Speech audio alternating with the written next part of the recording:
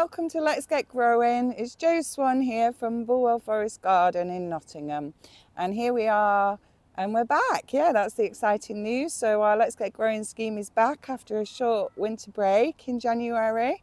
And so we're here at the start of February. And yeah, it's all very exciting. The days are starting to slowly but steadily lengthen out.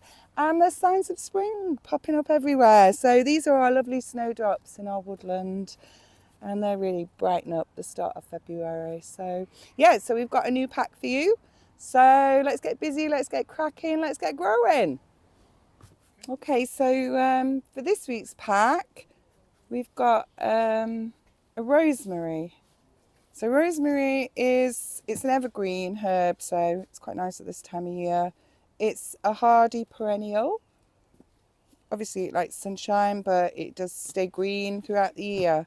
So what I'm going to do with this is have a look at its root system. So it's filled its pot.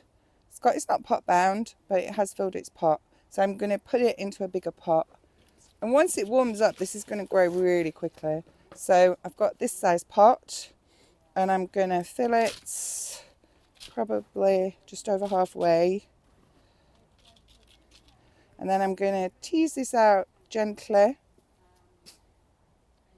I'm going to put my plant in the middle, and then I'm going to put the compost around it, pressing it down. And what I would normally do is just snip the tops off, but we've already done that with these, so you don't need to do that. And if you snip the top of a plant off like this, it will encourage it to sort of bush out rather than just grow one sort of lateral stalk. Right, the next one is poached egg plants. So these are, I think it's called Limnanthus is its Latin name. It's called poached egg plant because the flowers look amazingly like poached eggs. So they're quite bright, they brighten up any border, they're really hardy, and they're really good for hoverflies, attracting hoverflies. You could have them on the edge of your flower borders, or you could mix them in with your veggies to get pollinators in there. So I think what I'm going to do with these, we propagated these from our own stock. So once you have these in the garden, they usually pop up each year. They do grow quite quick, so I'm going to look. It's not filled its pot, but it is sort of growing nicely. So I think I am going to put it into this lovely pink pot. Well, it might be a bit garish with the yellow and white, but it'll probably end up getting planted out. So exactly the same technique. I didn't tease that one out though, because it didn't need it.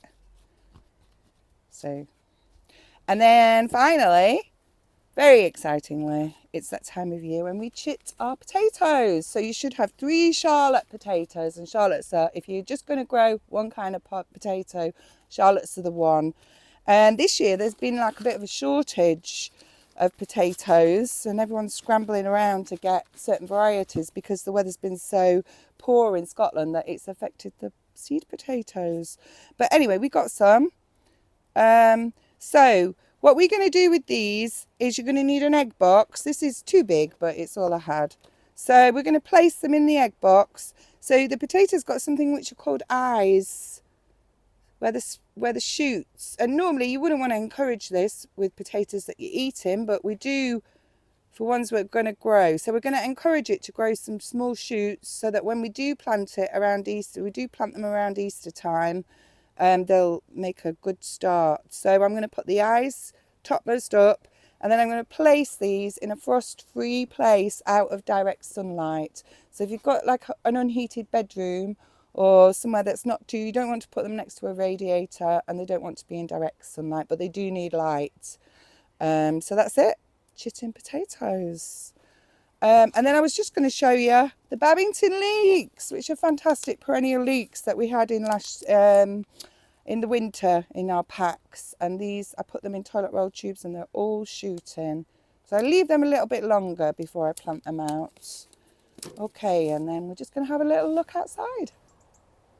And you might think there's not much to do at this time of year out in the garden, but you're wrong, because there's loads to do. So this time of year is just fantastic to do loads of preparation work, which is kind of what we've been doing out here. So we've pruned our fruit trees over here, and we've weeded them, we've watered them, we've mulched them. If you've got hedges, now's the time to get them pruned, because the birds will start nesting soon, so you need to do it by the end of February, so you're not disturbing the birds' nests. Look at all our lovely beds, they're manured, so they've all been weeded and prepped, so it'll just save us a lot of time when we get to planting time. And also there's things happening. We've got garlic in the beds here, so that was put in the autumn.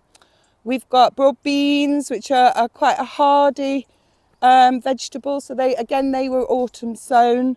And the rhubarb's popping its head up, so there's a lot going on. So it's still cold, but if the ground's not frozen, I would say get out, get prepping, get gardening, and yeah, enjoy it.